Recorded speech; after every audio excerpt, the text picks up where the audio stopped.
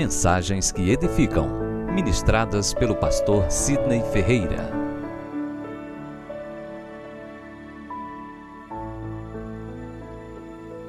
Bem, amados, gostaria de convidar a igreja, sem mais delongas, a abrir a Bíblia, 1 Samuel, capítulo 7, versículo 12, precisamente.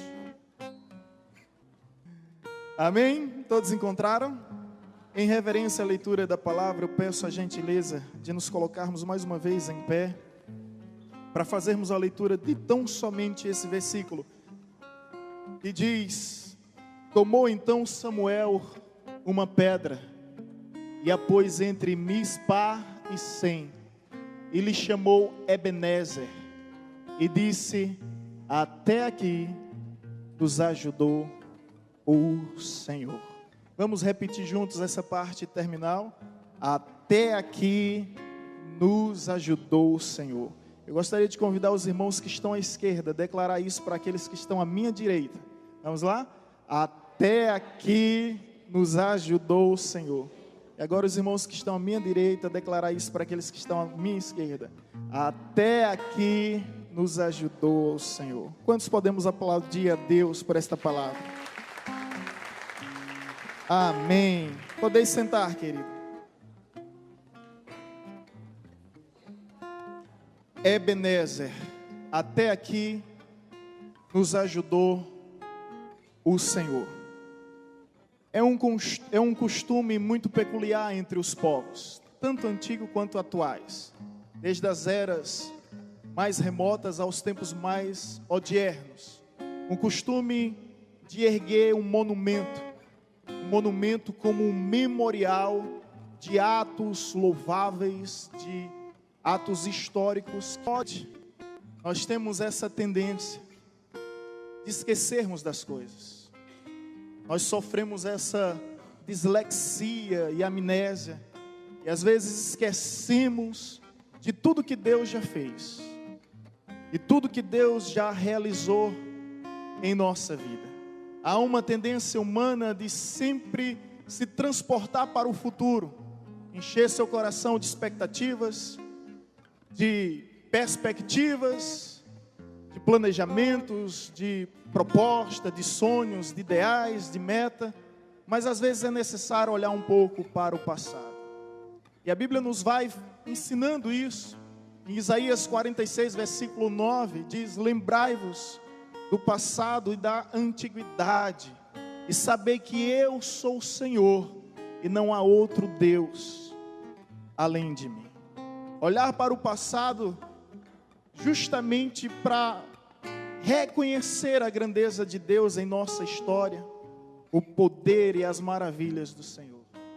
E aqui nessa passagem bíblica, nessa narrativa tão conhecida e tão interessante, o profeta e sumo sacerdote Samuel, que inclusive é o último juiz da era dos juízes em Israel, ele levanta um monumento, ele erigiu uma pedra, e essa pedra tinha o nome Ebenezer, que significa rocha de auxílio, pedra de ajuda. E daí vem essa expressão: até aqui nos ajudou o Senhor. Ele reconhece o auxílio de Deus sobre a sua vida, ele reconhece a ajuda de Deus sobre a sua história. Não somente a sua história, particularmente falando, mas sobretudo a história do seu povo, a história da sua nação. E essa tendência existe hoje, ainda hoje, muito comum se levantar monumentos em homenagem a atos históricos, sobre situações que não devemos esquecer. Eu quero te convidar hoje a erguer um monumento em seu coração e declarar essa expressão: Ebenezer, até aqui me ajudou o Senhor. E sabe o que eu acho interessante nessa história? É o local em que ele escolhe, é o cenário, o ambiente, o espaço geográfico, a localização. Mispa e Sem. Há alguns anos, essa mesma região tinha sido um local de um cenário trágico, onde Israel perdeu a guerra para os filisteus, onde o povo de Deus perdeu a guerra para os inimigos. E nessa guerra morreram milhares e milhares de pessoas. Imagine comigo quantos filhos ficaram órfãos, quantas pessoas, mulheres ficaram viúvas. E essa região trazia más recordações amargas, tristes, catastróficas, dessa tragédia, dessa calamidade que assolou a nação de Israel. Então eles tinham vergonha, aquilo lembrava a eles opróbrio, vitupério, era o caos, era o colapso que tinha ocorrido. E nessa guerra, para você ter uma ideia, o sumo sacerdote, que era representante de Deus na terra, ele tinha morrido, e morreu ao ouvir a história que os seus filhos Ófni e Finéias no combate tinham perdido a guerra e também tinham morrido. E nessa guerra, a Bíblia nos fala que a Arca da Aliança, o símbolo da presença de Deus no meio do seu povo, foi roubada e foi levada para uma outra terra, para a terra estrangeira, terra dos filisteus, terra dos inimigos. Então pense um pouco comigo. Esse lugar reportava a tristeza, a angústia, a sofrimento. Era um local de miséria. Era um local de desgraça, de tragédia, de derrota, de fracasso, de infortúnio. E é justamente nesse mesmo lugar, entre Mispa e Sem, que o sumo sacerdote, o profeta e o último juiz, Samuel, ele ergue um altar. Olha que coisa tão interessante. Como Deus nos dá vitória nos lugares dos nossos fracassos. Como Deus nos dá sucesso nos lugares que sofremos terríveis falências. Como Deus nos dá alegria nos lugares que nós já tivemos tanta tristeza. Como Deus nos dá êxito nos lugares que nós tivemos terríveis perdas. Parece até hilário, mas essa é a forma de Deus agir. O lugar que outrora era lugar de terror, agora é um lugar de honra. Entre Mispa e Sem foi levantado esse monumento, com o intuito de eternizar este momento, para que ninguém venha esquecer. Eu não sei o que na sua vida é tragédia, desgraça, derrota, miséria, fracasso, infortúnio, mas eu sei que se hoje levantarmos um altar de adoração ao nosso Deus, Ele mudará a nossa história. A Bíblia nos conta, nesse capítulo 7, que o povo começou a buscar a Deus. Se você deseja resultados diferentes em sua vida, tenha a partir de agora atitudes diferentes. Caso contrário, você vai viver sempre na mesma mesmice, sem inovar, sem acompanhar novidades sobre a sua vida. Então mude. E o povo aqui teve uma postura diferente. Que postura é essa? Começou a buscar a Deus. No versículo 1, você vai encontrar que o povo destrói os ídolos de adoração pagã, os balaíns, os astarotes. E o povo começa a buscar a Deus. O povo que estava disperso começa a se congregar e começa a clamar ao Senhor e começa a oferecer sacrifício. Essa atitude do povo incomoda o inimigo, incomoda os filisteus, que novamente se reúnem, fica ao redor de Israel, aguardando o momento oportuno de destruir Israel. Você já parou para perceber que quando a gente quer acertar na vida, como já diz, uns certos ditados por aí, quando a gente quer fazer o negócio certo, até o diabo aparece para atrapalhar. Israel está querendo recomeçar, reconstruir uma nova história, mas os filisteus ficam ao seu redor, porque ficam incomodados que o povo agora que estava disperso estão próximo. O povo que agora era idólatra, não, está adorando e se consagrando a um único Deus. E agora esse povo está clamando. E isso começa a incomodar as pessoas que estão ao nosso redor, que não querem um bem em nossas vidas. E os filisteus se agruparam e ficaram ao redor de Israel, aguardando o momento exato para iniciar uma nova guerra. Só que Israel não parou de fazer o que estava fazendo. Você já viu, me recordando agora a frase que diz, a máxima que diz: quanto mais eu oro, mais assombração me aparece. Parece que veio desse texto, gente. Enquanto eles estavam bons, foram 20 anos, nada aconteceu depois da tragédia. Mas quando eles começam a buscar a Deus, quando eles começam a clamar, aí vem demônio misturado com capeta. Vem todo tipo de dificuldades para tentar impedir de alcançarmos a bênção. Mas escute só, eles não se intimidaram, não recuaram, não hesitaram, continuaram buscando a Deus. E sabe o que foi que aconteceu? Deus simplesmente enviou trovões, relâmpagos e tempestade. E os filisteus fugiram para a sua terra. E o povo de Israel iam perseguindo e destruindo cada um dos filisteus. Olha como Deus vence as nossas guerras. Relâmpagos, trovões e tempestades. Raios e relâmpagos, Deus envia. Os filisteus, que eram os inimigos de Israel, ficaram tão assustados que voltaram para sua casa. E o povo venceu essa guerra por meio da adoração. A partir daí, então, vem Samuel. Pega uma pedra grande, um monumento, estabelece entre Mispá e Sem. E eu posso imaginar ele declarando: esse lugar outrora era lugar de vergonha, mas agora é lugar de honra.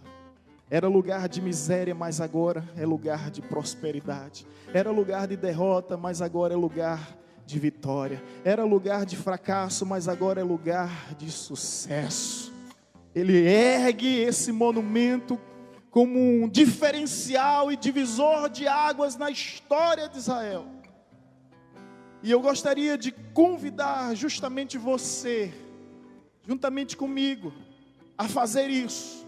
Eu não sei em que sua vida é tragédia, em que sua vida é infortúnio, o que em sua vida é calamidade, mas eu quero te convidar a erguer esse altar, esse monumento, erigir essa rocha e a partir de hoje mudar a nossa história. Pastor, isso é possível? Sim, isso é possível sim. Basta tão somente crer e tão somente confiar e declarar: Ebenezer, até aqui nos ajudou o Senhor, até aqui nos ajudou o Senhor, e se Ele nos ajudou até aqui, Ele há de nos ajudar daqui por diante, amém? Até aqui, reconhecer a mão grandiosa, poderosa de Deus te guiando, te guardando, te livrando em todos os momentos da tua vida. Reconhecer que sem Deus nós não podemos, que sem Deus nós não conseguimos. Isso não nos torna fracos, pelo contrário, isso nos torna fortes, depender do Criador para tudo que há, para tudo que existe. Foi isso que Samuel fez, e com isso ele salvou sua casa, sua família, sua nação, seu povo, e mudou para sempre a sua história. Eu quero hoje erguer esse altar, esse monumento, e declarar: Ebenezer, até aqui nos ajudou o Senhor. O que é que eu aprendo com essa história? E aqui eu gostaria de pontuar em algumas lições práticas sobre essa expressão Ebenezer, sobre o que Samuel fez e o que nós devemos fazer. Um ato de fé. Primeira lição que eu observo aqui é que Samuel teve um ato de fé. Aquilo que até então ninguém tinha tido, mas ele se posicionou, ele se prontificou. A Bíblia nos diz em Hebreus 11:6 que sem fé é impossível agradar a Deus. E a pergunta que eu faço: você está satisfeito? Amém, Deus abençoe. Mas se você não está satisfeito, se você deseja melhora, se você deseja progresso, se você deseja mudança em sua vida, sabe o que é que você precisa? Um ato de fé.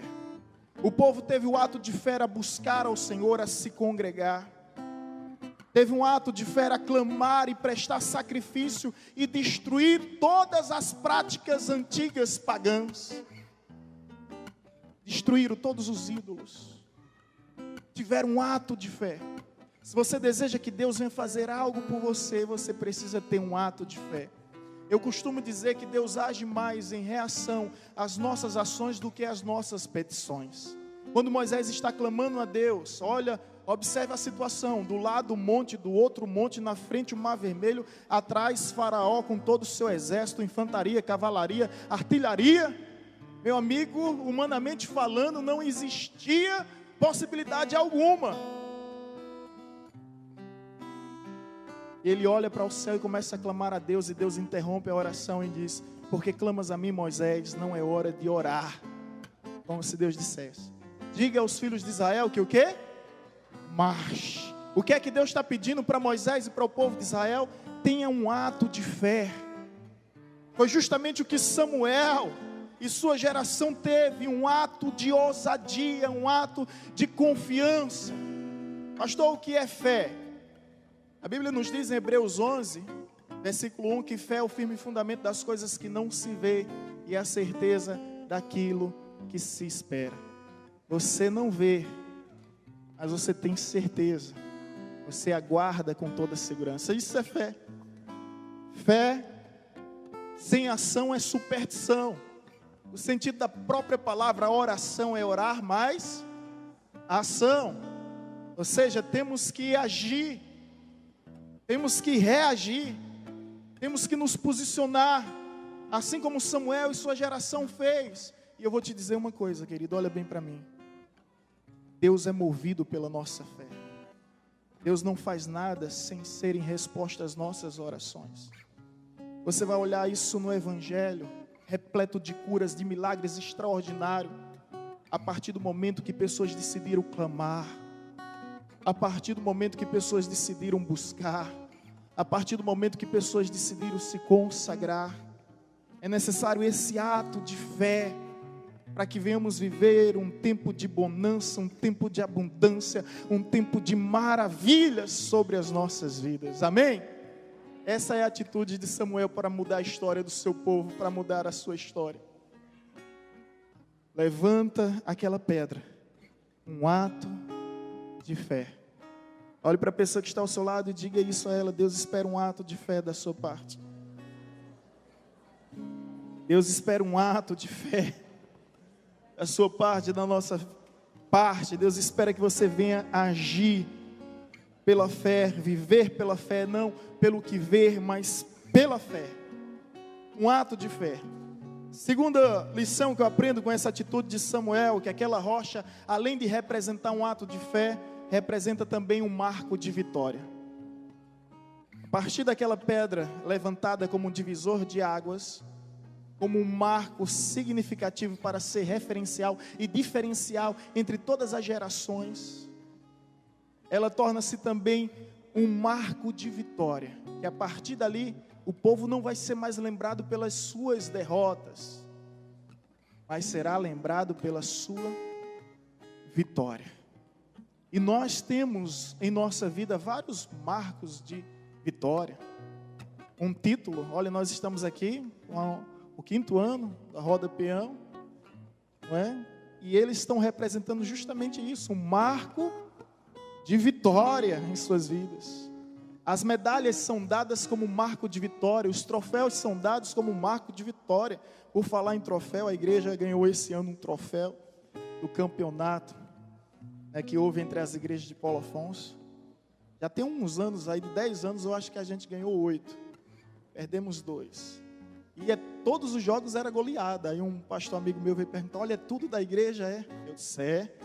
E tá faltando aí Rangel, Janderson e Toninho. Os camaradas ficaram assustados. Olha, pensou se fosse hoje aqui, eu poderia dizer pela fé: tá faltando ainda Wagner, Júnior, Corró, Micael. Ei, meu amigo, ia disputar o campeonato baiano. Já pensou?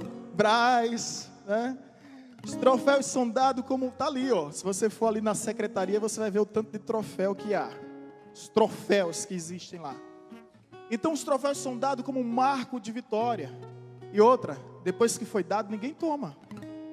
Ninguém toma o título que foi dado a Chapecoense.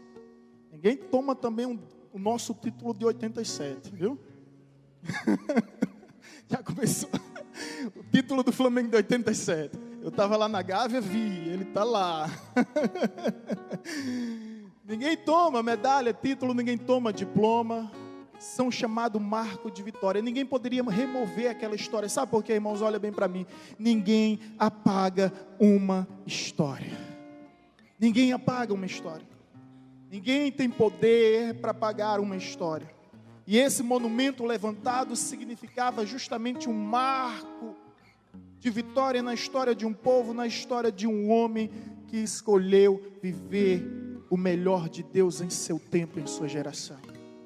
nós precisamos estabelecer marco de vitória. Essa aliança no meu dedo é um marco de vitória. Foram 9 anos e 6 meses namorando. Olha que marco de vitória. Na perseverança dos apóstolos, no repartir do pão e na comunhão dos santos. Ninguém tira da minha mão. Marcos de vitórias. O filho é um marco de vitória.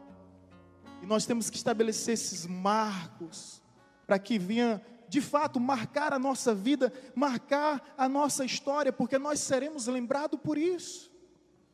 E quantos marcos de vitória você tem levantado para o seu Deus? O batismo nas águas é um marco de vitória. Quando você desce nas águas, você está declarando ao mundo que você não pertence mais a esse mundo. E você agora é um cidadão celestial. Você pertence ao reino de Deus. Isso é um marco. A confissão, eu me lembro até hoje da confissão minha. Foi 1º de janeiro de 2001. Era virada do ano, virada de uma década, virada de um século, virada de um milênio. Deus virou minha vida. E a partir de então nunca mais foi o mesmo. Ali foi um marco. Até hoje eu lembro. Levantei a mão, chorando, fui à frente. E disse: eu quero Jesus. E meus amigos são testemunhas que depois daquele dia eu nunca mais fui o mesmo. Ser marcos em nossas vidas. Quantos marcos você tem levantado para Deus? Ele fez um marco. Ele remove os ídolos, tira tudo aquilo que não agrada a Deus, que existe em sua casa, em seu lar. E a partir dali levanta um marco na sua terra, um marco de vitória, para que essa história seja reconhecida em todas as gerações, em todos os lugares que ela foi contada. Que Deus nos deu essa vitória. Eu estou aqui falando de algo que aconteceu entre 4 a 5 mil anos atrás, de um homem que ergueu uma rocha, porque ali ele estava determinando um marco de vitória em sua vida. Os irmãos mais antigos sabem que aqui, Januário esteve presente, justamente aqui tem uma pedra fundamental, existem fotos antigas, foi colocada aqui, quando isso era tudo terreno baldio. A primeira igreja evangélica no acampamento Chesf era proibido, porque se tratava de um estabelecimento privado, era proibido ter igreja evangélica aqui. Mas veio uma pessoa e colocou uma rocha aqui, que era pedra fundamental, não havia nada, era tudo mato ao redor. Mas está aqui um marco, e quem viveu essa história não se esquece. Um marco de vitória. E hoje nós contemplamos ao nosso redor, temos visto quanto Deus tem sido bom para conosco. Ebenezer, até aqui nos ajudou o Senhor. Marco, estabeleça marcos em sua vida, marcos de vitórias, marcos pelo qual você será lembrado, pelo qual servirá como recordações. Essa atitude de Samuel, ela me faz lembrar desse ato de fé, desse marco de vitória, mas também me faz lembrar de algo muito importante. Ao levantar essa rocha, ele levanta também um altar de gratidão. É um altar de gratidão. Ebenezer, até aqui nos ajudou o Senhor. Ele reconhece que sozinho ele não conseguiria. Ele reconhece que sozinho ele jamais poderia.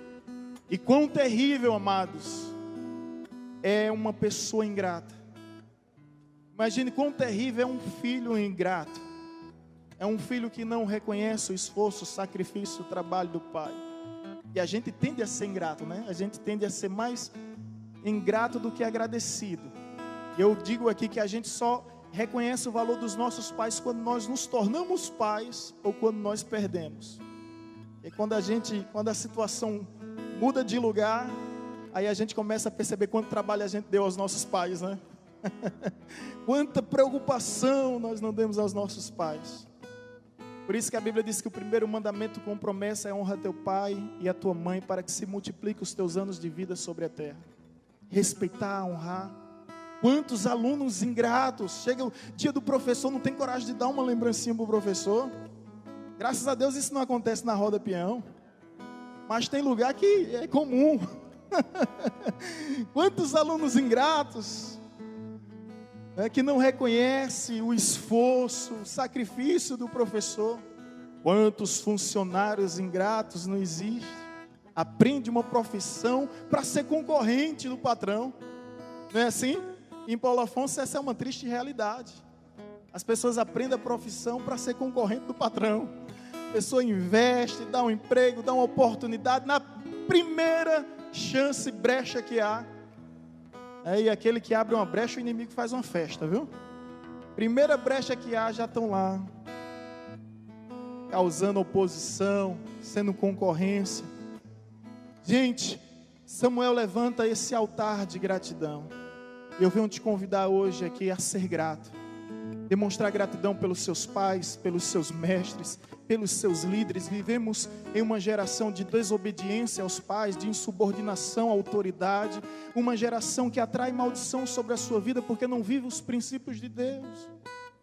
Se há algo que alegra o coração de Deus, é a gratidão. Eu quero te convidar hoje a ser agradecido. Quantas pessoas doentes, feridas, enfermas, sabe, que vivem uma amargura na sua alma, que vive só murmurando, nada para ela presta. Se está chovendo, ela reclama. Se está fazendo sol, reclama, né? Reclama do dia, reclama da noite, reclama de tudo. Se está desempregado, reclama. Mas quando ganha um emprego, reclama também. Meu Deus, como é difícil ser Deus. Já parou para pensar? Deus abre uma porta de emprego, Deus vai lá, abre. Está reclamando. Eita, que amanhã é dia de branco, vou acordar cedo para trabalhar, isso é uma derrota. Você não sabe, rapaz. Pessoas que reclamam de tudo, é uma tendência terrível. Irmãos, vamos ser curados e vamos agradecer a Deus pela vida, pelo ar que respiramos, por essas coisas tão simples que Deus nos dá diariamente e não cobra. Já pensou se Deus fosse cobrar o oxigênio que nós respiramos, assim como estão cobrando aí a água, como cobram a energia? Já pensou se Deus fosse cobrar? Você já parou para pensar que o simples ato de inalar lhe torna completamente dependente de Deus? Ao inspirar, e por mais poderoso que o homem seja, por mais influente, por mais rico, por mais famoso, ele sempre será incapaz de controlar seu próprio ato de respirar. Olha como nós somos dependentes de Deus. Até para respirar, somos dependentes de Deus. Até para respirar. Principalmente, né? Como nós somos dependentes. Então, agradecer a Deus pela vida, por essas coisas de graça, por ser tão simples, a gente não agradece. Pelo amor, pelo sentimento, pela consideração, pelo respeito. Isso que não se compra, não se vende, não se comercializa, não se negocia. Agradecer ao Senhor. Eu gosto de contar uma história de que 3 homens subiram ao monte para orar. Resumindo e sintetizando, o primeiro orava por cura e Deus disse aos anjos: dê a ele cura, já que ele pede tanto. O outro orava por prosperidade, Deus disse: dê a ele prosperidade, já que ele ora tanto. E o outro lá orando, e Deus disse: o que é que esse terceiro me pede? Senhor, ele não pede nada, ele só agradece. E Deus disse: ah, é? Então conceda-lhe a ele tudo que ele vier a precisar, e jamais permita que algo venha lhe faltar. Moral da história: quem agradece sempre recebe mais do que pede, do que precisa. Vamos aprender a agradecer. Você já chegou hoje agradecendo a Deus pela vida, por mais um dia de existência? Tantas coisas terríveis acontecendo no nosso dia, infarto fulminante, pessoa dorme e não acorda, tanta coisa ruim, tanta tragédia. Você liga um noticiário, você pega um jornal, se você dobrar o jornal é como se estivesse caindo sangue, de tanta coisa ruim que há. Que segurança nós temos de que vamos sair daqui, não vamos sofrer um acidente, que não vamos ser sequestrados, que não vamos ter uma colisão? Que segurança nós temos? Hoje, infelizmente, a irmã Micaele vinha para a igreja trabalhar aqui mesmo. Era o quê? 8 horas da manhã, um rapaz tirou a roupa e veio correndo atrás dela. Aqui mesmo, gente, eu peço, evita esse lugar, nesse trajeto aqui da igreja ao lado. Então, foi algo assim, aterrorizador para ela. Então, que segurança nós temos? Por isso, agradeça a Deus, faça esse altar de gratidão. Samuel nos ensina que ao erguer aquela rocha, ele faz um ato de fé, um marco de vitória, um altar de gratidão, e ele também realiza um emblema de esperança. Olha bem para mim. Você conseguiu lembrar de todos eles? Primeiro, ao erguer aquela rocha, ele faz o quê? Um ato de fé, um marco de vitória, um altar de gratidão e agora um emblema de esperança.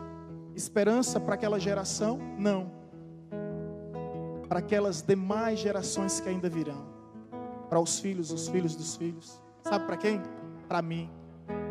Para você, para nós. Um emblema de esperança, um símbolo de esperança.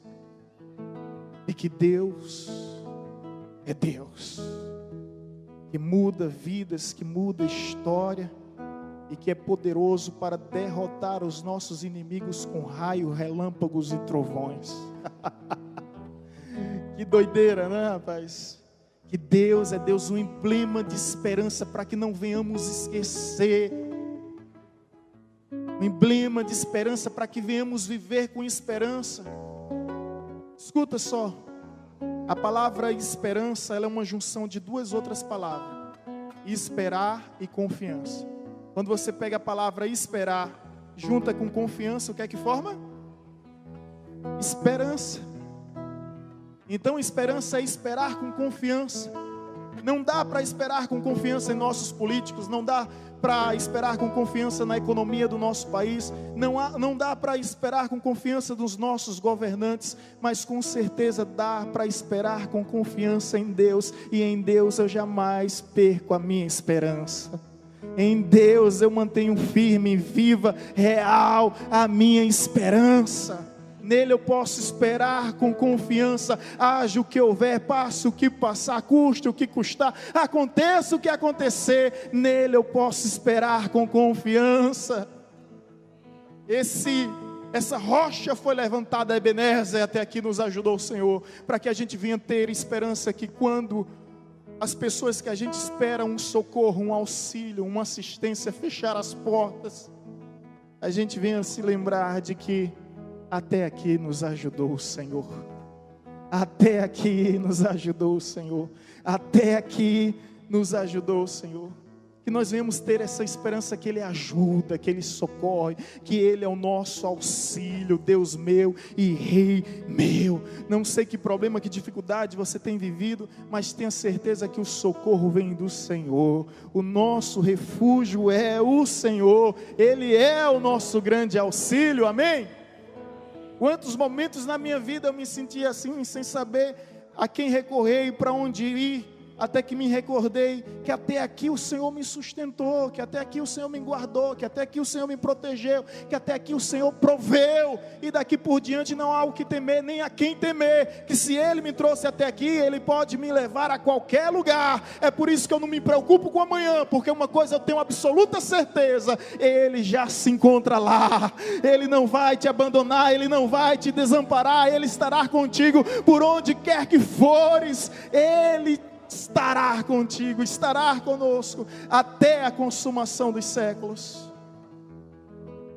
E é isso que eu quero viver. É essa história que eu quero viver, e é por essa história que eu quero ser lembrado. É por isso que é um desafio para mim levantar na minha geração esse altar e declarar Ebenezer, para que os meus filhos, os filhos dos meus filhos venham reconhecer que não simplesmente passei pela história, mas mudei de alguma forma a história em que vivi. Samuel não somente passou pela história, ele mudou a história. Não seja refém da sua história, não seja vítima da sua história. Pelo contrário, saia do palanque, meu amigo, e entre na plateia, ou melhor, saia da plateia e entre no palco e mude a sua história. Seja o protagonista da sua história. Samuel mudou essa história, não simplesmente passou pela história. E aqui para concluir, sabe o que é que o texto nos diz? Os textos posteriores. Eu vou ler, coloca aí o versículo 13, vamos ler juntos. Coloca o versículo 13. Assim os filisteus foram subjugados, e não mais vieram aos termos de Israel, porquanto a mão do Senhor foi contra os filisteus todos os dias de Samuel. Deus honrou a lembrança de Samuel, a vida de Samuel, a história de Samuel, como se Deus dissesse: enquanto Samuel viver, os filisteus não vai perturbar Israel. Já pensou, meu amado, você ter essa autoridade diante do Senhor? Enquanto você viver, enquanto você existir, a miséria, a desgraça, o infortúnio, a derrota, o fracasso não vai afligir a tua casa, o teu lar e a tua família, porque Deus vai honrar a tua memória. Glória a Deus por isso. Glória a Deus por isso. Veja o versículo 14. Olha o versículo 14. E as cidades que os filisteus tinham tomado a Israel lhe foram o quê? Lhe foram o quê? Deus é Deus de restituição. Tudo aquilo que você perdeu, Deus há de restituir, através da sua mão grandiosa, através da sua mão poderosa. Tudo foi restituído, desde Ecrom até Gate, cujos termos também Israel arrebatou da mão dos filisteus, e havia o quê? Eita glória! E havia paz entre Israel e os amorreus. Não era mais tempos de guerra, não era mais tempos de conflitos, não, porque é assim que Deus faz. E aqui duas promessas existem para aqueles que são capazes de erguer altares de gratidão, reconhecendo o marco de vitória, realizando um ato de fé e levantando um emblema de esperança. Duas promessas existem. A promessa da paz. Deus vai te dar paz. Deus vai te dar paz. Paz não se compra, meu querido. Paz não se compra. Tanta gente aí, ricas, materialmente falando, mas ao mesmo tempo carente de paz, necessitada de paz. A outra promessa de Deus aqui, sabe qual é? Restituição. Estão todas elas nesse mesmo versículo. Ele vai restituir e vai te dar paz. Restituição e paz. Quantos querem isso? Amém. Quantos querem isso? Amém. Glória a Deus. Eu quero isso. Mas para que isso aconteça, é necessário o quê? Levantar uma rocha. Lógico que eu falo aqui no sentido figurado. Erguer uma coluna que venha ser divisor de águas, um marco de mudança e transformação. Sabe o que aquela coluna representava? Daqui para trás era uma história, mas daqui para frente é outra história.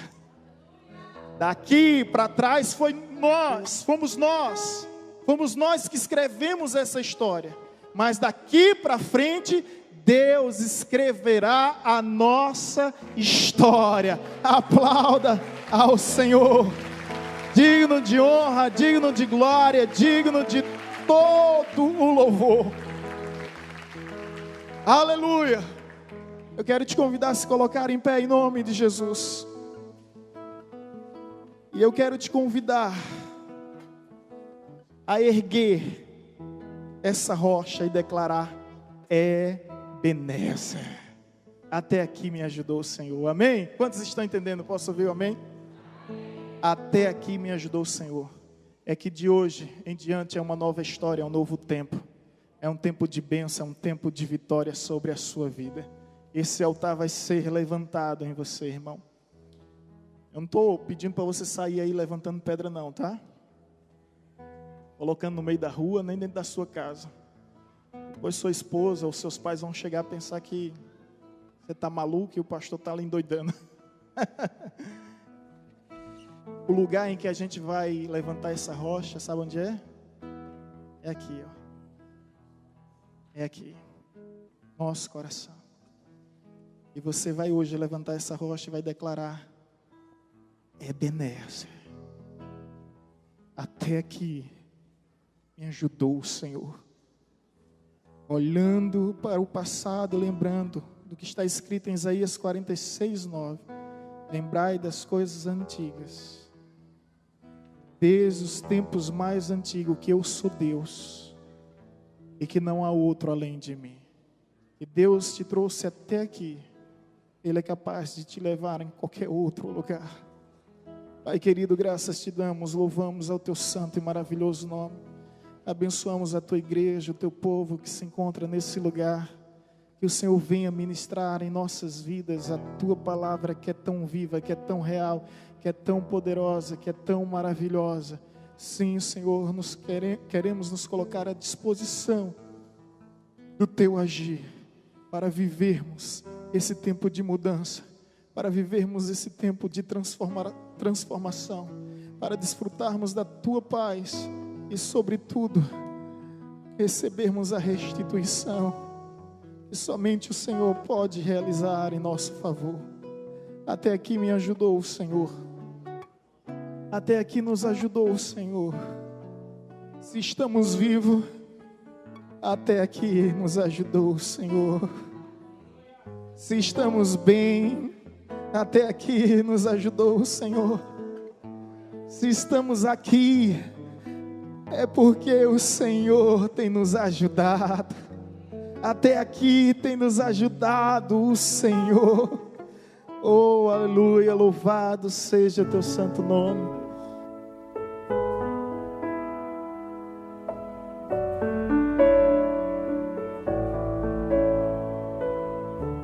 Você acabou de ouvir uma mensagem ministrada pelo pastor Sidney Ferreira, da Igreja Batista Evangelizadora.